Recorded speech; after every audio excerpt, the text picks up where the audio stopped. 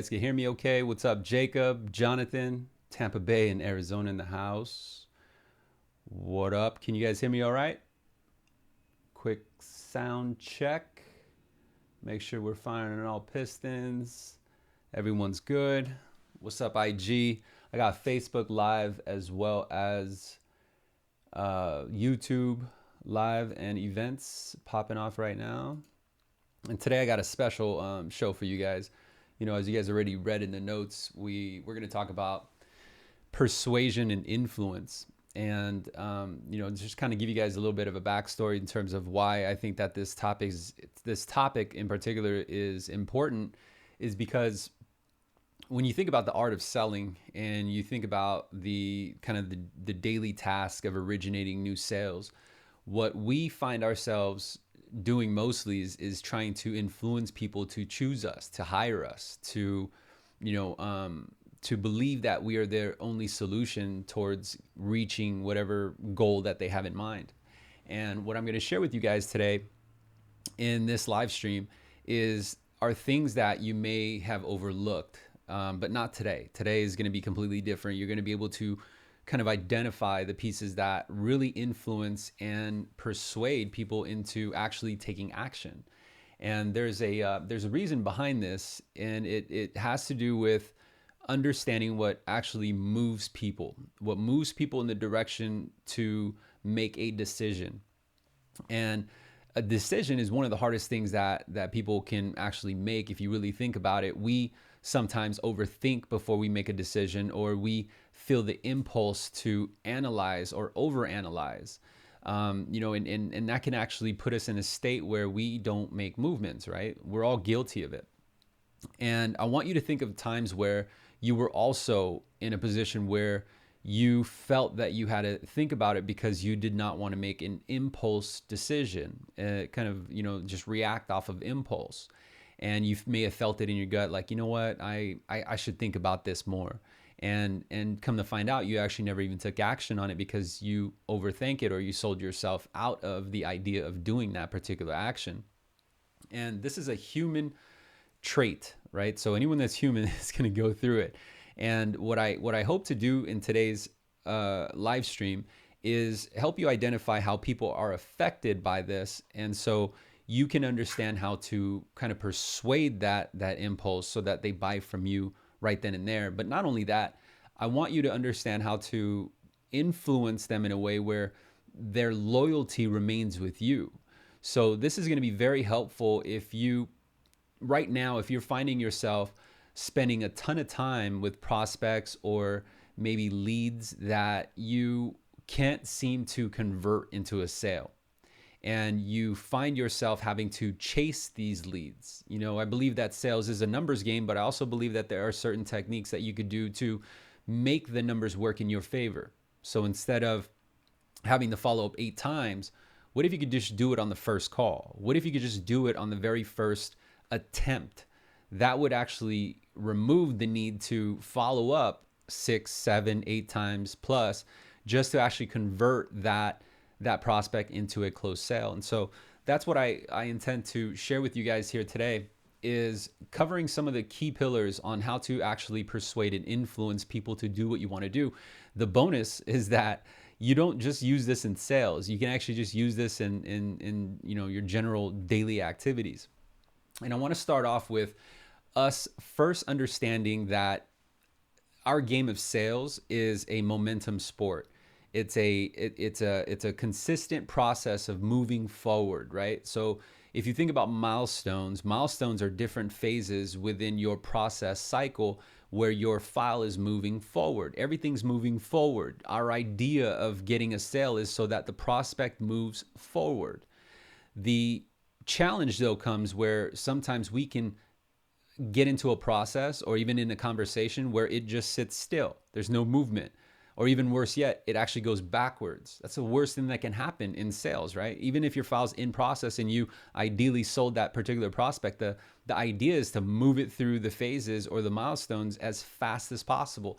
And I want us to adopt this idea because I think that a majority of time where if you're losing sales, it's because you're not following that philosophy of pushing that conversation forward or pushing that file forward. And where I see mistakes happen is typically when we go into a sales conversation, we'll treat it as kind of like an interview where we want to answer questions. We want to, kind of come through with that customer service mentality. And we don't know necessarily how to pivot and push them closer towards the actual end result, which could be a pitch, it could be a social security number, it could be, getting them to commit, lock, or pay for an appraisal. And so what I have here is to kind of cover the topics is a bullet point kind of layout. And my intent is to show you through these pillars or through these pieces, IG, I know you can't necessarily see these, but if you listen, you'll be able to understand what the viewers on Facebook and YouTube are seeing. What they're seeing is it's basically a PowerPoint slide, and there's going to be some bullet points that I want to cover over that are going to teach you how to properly persuade someone and influence them to move in the direction that you want them to go. And so the very first bullet point, as you see, is awareness.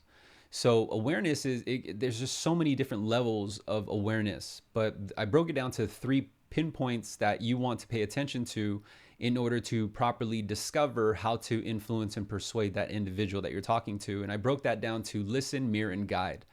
So listen is one of the key things in an actual sales conversation that you need to do in order to identify what it is that influences the person. You see, I think that sometimes salesmen, and I used to do this all the time, so if you're doing it right now, don't worry about it. At least now you know how to fix it. And when you listen, you actually are listening to the prospect tell you how to sell them. Weird, right? And when we go into a sales conversation, sometimes we're trained to overtalk because we want to, let's say, go through this particular process that you have to do your 5-minute pitch, like why you're number one, why you're the best, and what your company is and what your company is about. And for those of you who have not yet downloaded a copy of my sales script, you'll find on that sales script, and for those of you who have a copy of it, you'll find that there is no tap dancing involved. If anything, it's more empathetic to the consumer who, and this script applies to anything. It applies to outbounds, inbounds, aggregate leads, general inquiries, people that come into you in person. And the momentum of the conversation is driven in a way where you are guiding that individual. But you can't necessarily guide them and keep their attention to influence them to move forward unless you understand and listen to what exactly their needs are. But it's not just listening to what their goals are. It's not just listening to what their needs are. It's actually listening to how they respond to certain things. And so the reason why I put mirror is because we come across different type of characteristics in sales. Characters that we engage with are these prospects, right?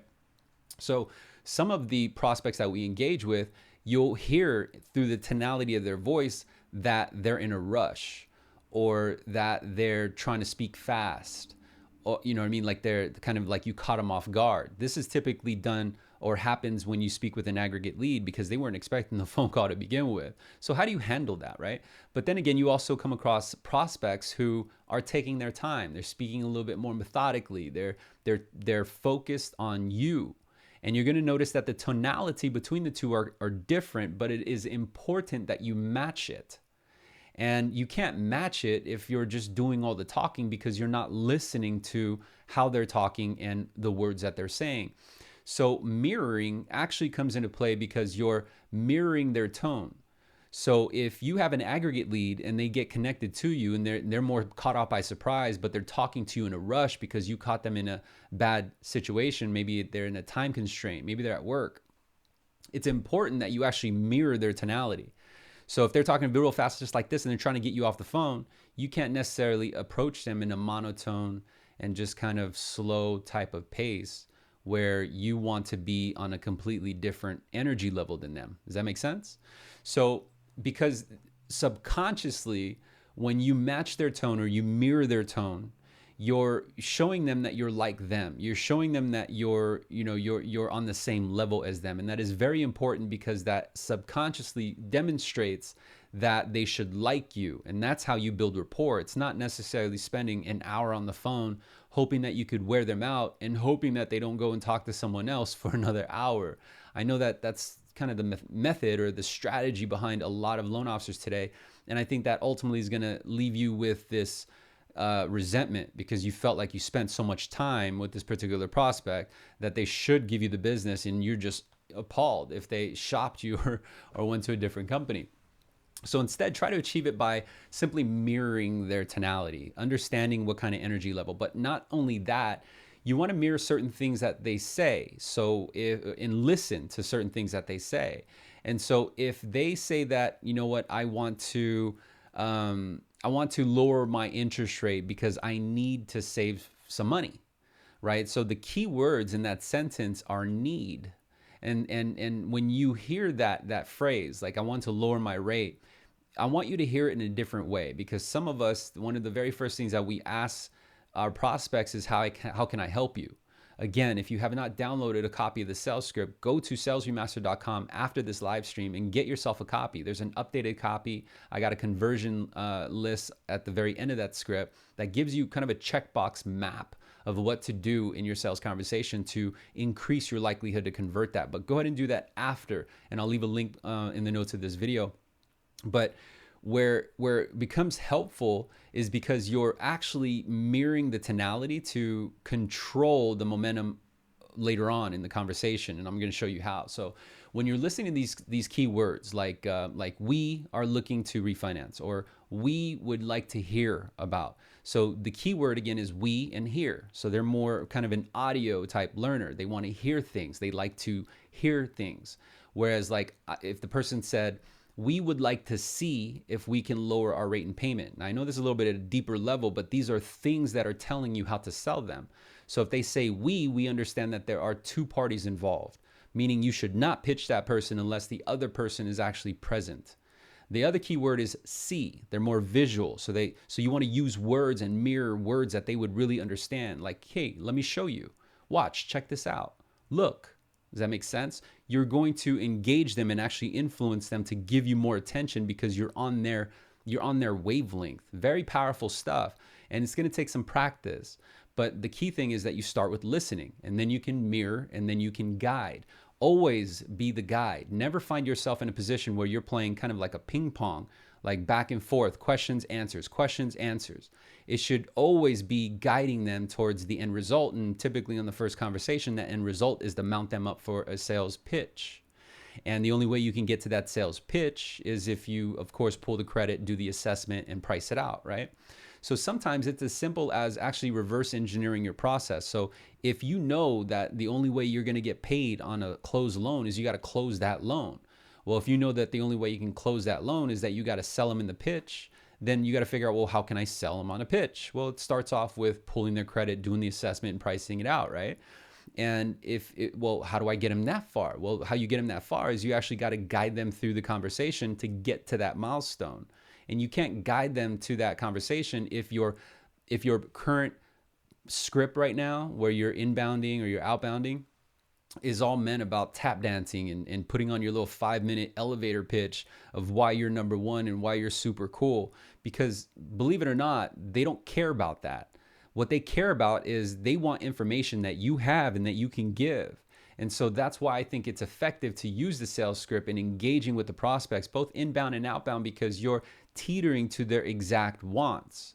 But it's also positioning you to where you can have them speak about things that you can listen to, so you can mirror back when you convey your message and guide them towards the sales pitch. Make sense? So awareness is key. You have to be aware of certain things. You got to be aware of their background noise. You have to be aware of their time, their availability. You have to be aware if there are other people involved.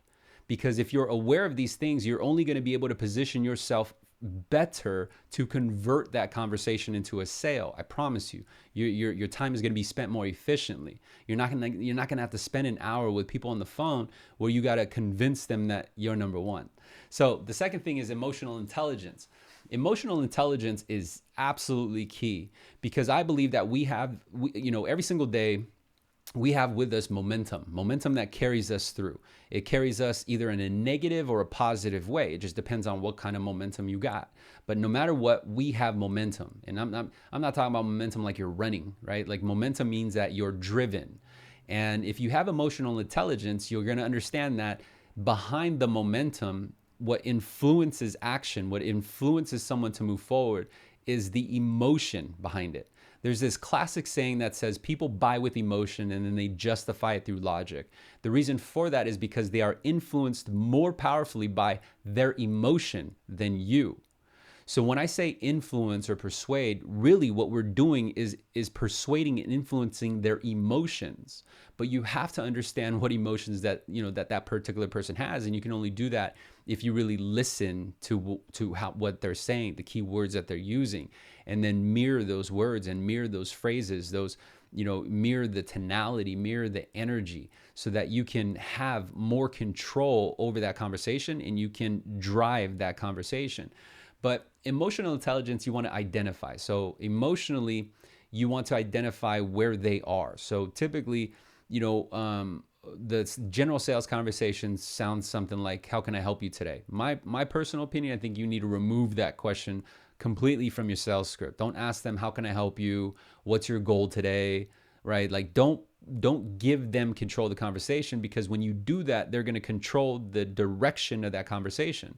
Now, I'm going to show you some ways to redirect that conversation, because some of us, it's going to be hard to remove that question.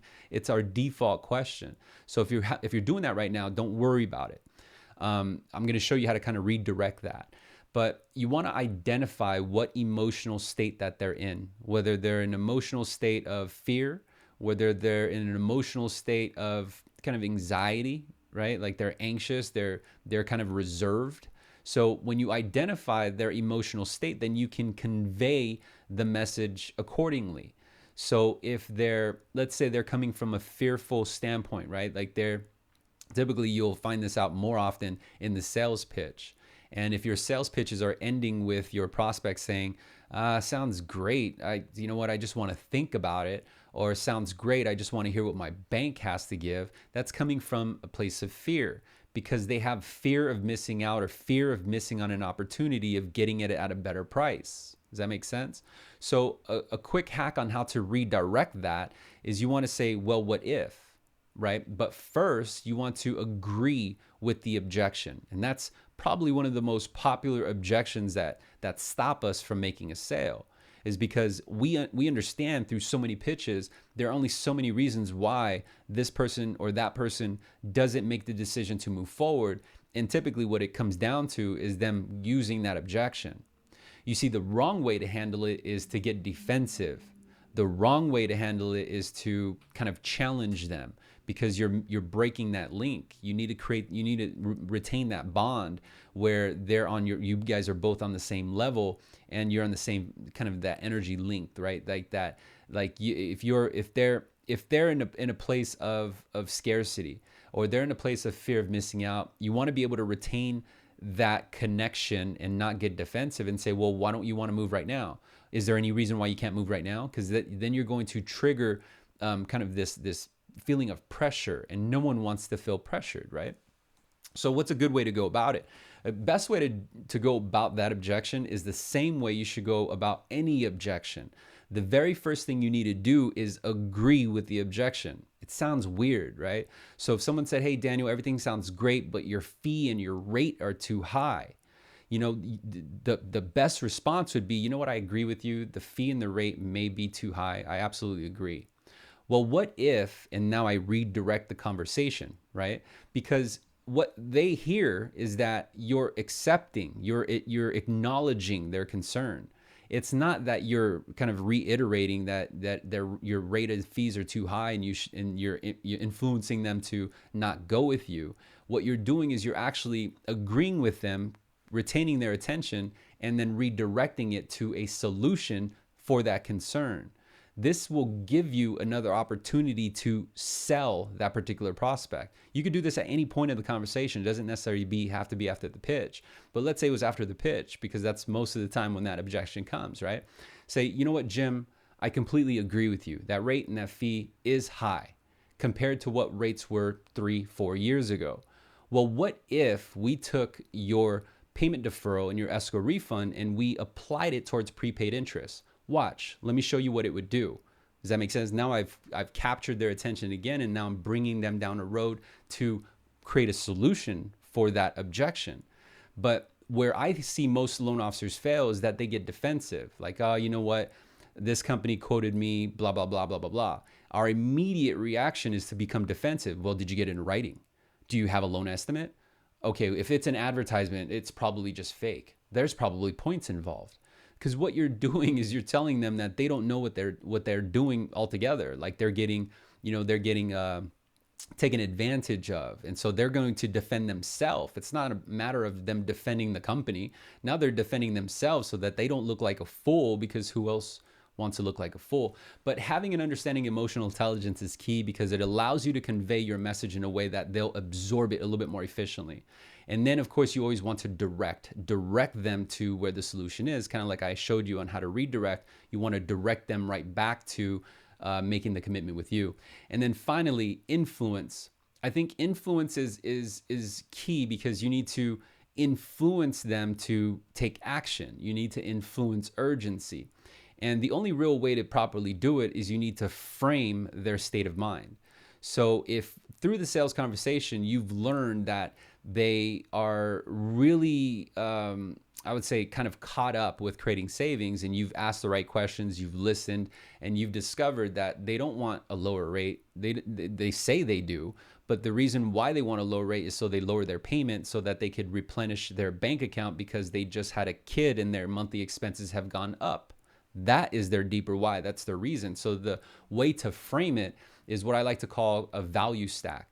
A value stack is a list of benefits that ultimately resulted from the initial result of your service. So if your service, after you use some creativity and discovered that you're able to save them $300 per month and give them an escrow refund or give them a payment deferral, then that kind of creates a ripple effect throughout their life, right? So you'd be like, hey, you know what? I'm gonna save you about $300 per month. And fortunately, this is gonna be able to give you enough extra breathing room to replenish your bank account, to pay off your credit cards, to improve your FICO score, to help you increase your contribution towards your retirement plan. Whatever situation that they're in, it just snowballs. Does that make sense? It's the difference between saying I could save you $300 or saying I could save you $300. It'll help you replenish your bank account, remove all this revolving credit card debt with high interest, help you improve your FICO score, position you to retire early, put 6 months of living in your bank account. That's a value stack. And it's important to have that value stack, because whenever you reach an objection, you have to have that prepared. So if they give you another objection after the initial objection, then you can redirect, go back to the solution, and then spit that value stack again. Very, very powerful stuff, because once they hear it and they start to absorb it, then they're more influenced to take action because they just want that to happen. Does that make sense? So if you're not doing that, or if you're kind of just focused on the rate and fees and you're not necessarily focused on the ripple effect of your results that your services bring, then all you're doing is negotiating. You're just negotiating rate and fees. The art of selling is the ability to transfer an emotional state to that person you're engaging with. So you need to be sold on it yourself. You need to be emotionally invested yourself in order for your prospect to feel that. If your prospect doesn't feel that you're emotionally invested, if your prospect doesn't feel that you're convinced that that's the absolute best decision, they're going to know this through your tonality and through the delivery and the way you convey your words. Simple and plain. Real powerful stuff, right? So besides that, you want them to feel the actual value of it, to feel kind of the side effect of those benefits. So there's a good way to influence them by having them imagine. So can you imagine if you were saving $300 a month? Imagine seeing 6 months of living inside your bank account. Could you imagine what would happen if you retired 10 years early? Could you imagine, right? Like when they imagine, they feel it. And that's more of a kind of, selling to their senses, but their senses is what sparks the emotion, and their emotion is what pushes them towards making action. And that's exactly why they say people buy with emotions and then justify it through logic later. And then finally, how to influence them is you got to make it easy. You got to map it out for them. People don't like making decisions unless it's kind of drawn out and mapped out for them, right? So it's like if you're asking for a referral, we'll use this for an example. You can ask them for a referral or recommendation, or you can map it out and kind of push the envelope and just make it very easy for them. So maybe this is how you ask for a referral. You say, hey, I'm gonna send you over a quick email. So you're gonna have some real helpful information. Please reply back when you get it. Now that email says, congratulations again. It was a great opportunity, and I had a great time working with you. I'm so excited for you now that you're kicking off this new amount of savings, or now that you finally getting to move into your house. Hey, can I ask you to click the link below and answer the following 3 questions? Because this review will help me help other families. So it made it very easy, right? I didn't have them put too much emotional or too much energy and time into thinking, well, what should I say? Well, where am I going to leave this review? Because when you put up those roadblocks, typically they're just going to find a reason not to do it. Same thing happens when you're pitching them and you're trying to get that urgency, you're trying to get that commitment. All you have to do is really map it out. This is what kind of like the logistics, right? So you're setting up the expectation, but there's a way to do it. And I'm going to share with you, as time goes on throughout these live streams of how to properly do it. But if you want to be able to get a fast track, I got a special announcement for those of you who are actually watching. But before I make that announcement, how are you guys feeling so far with the content? Is it pretty powerful? You guys like it? Comment in the comment section. Looking for engagement. I want to be able to kind of get your guys' feedback, make sure I'm not kind of speaking over your guys' head and saying things that are kind of way out there, because selling is an amazing tool, and that's exactly what it is. And if you're looking at selling as kind of a grind, then what I think you're doing is you're actually missing the opportunity. You're not seeing the silver lining, where selling actually helps you beyond just your career. It helps you beyond just making a couple extra bucks. What selling actually does for you is it creates this bridge, and you're able to kind of use it as a staircase, so that when you have your next challenge in front of you, you can sell your way out of it, right? Or you could sell through it. And so I'm going to make that special announcement. It has to do with the Sales Boost Camp. For those of you who are watching the live stream, and for those of you who watched it all the way through, I'm giving you a special link. And I want you to think about 2 things first before I make this announcement.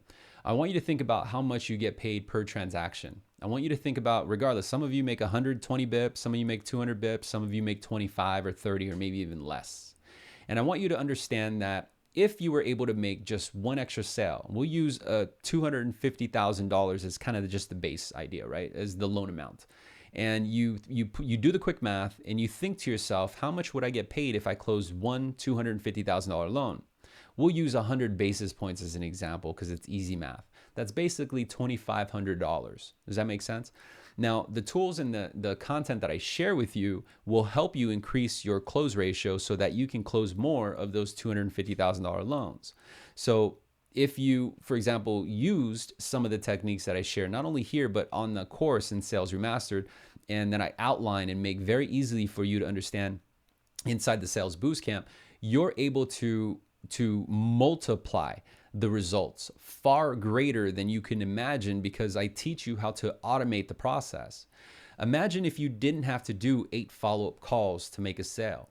Imagine if you can close a sale efficiently within an hour, within that day. Imagine if you can close 2 or 3 of them.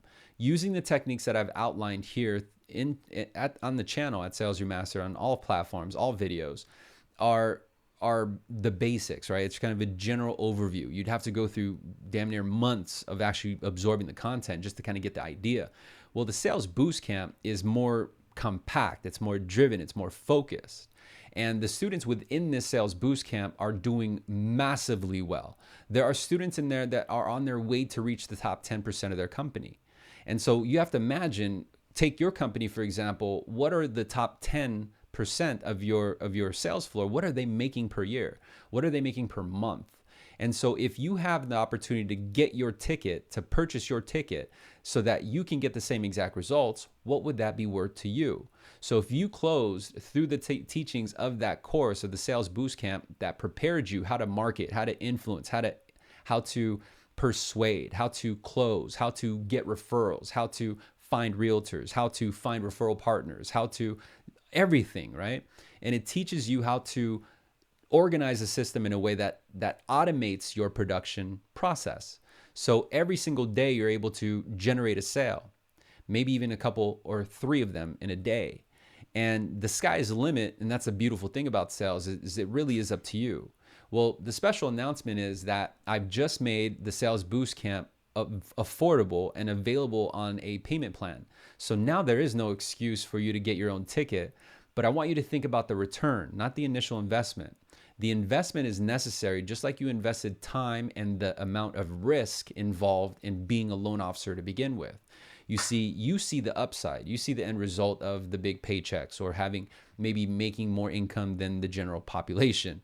But here's the thing is that you could have all the leads in the world. You can have the best marketing in the world. You can have the best tools and the resources in the world. But if you do not know how to properly close that particular person, if you do not know how to properly sell and close that prospect, those tools are worthless. And so the Sales Boost Camps, it's exactly what it's titled. It boosts your sales. It is a 6 months, in that particular payment plan, it's a 6-month payment plan.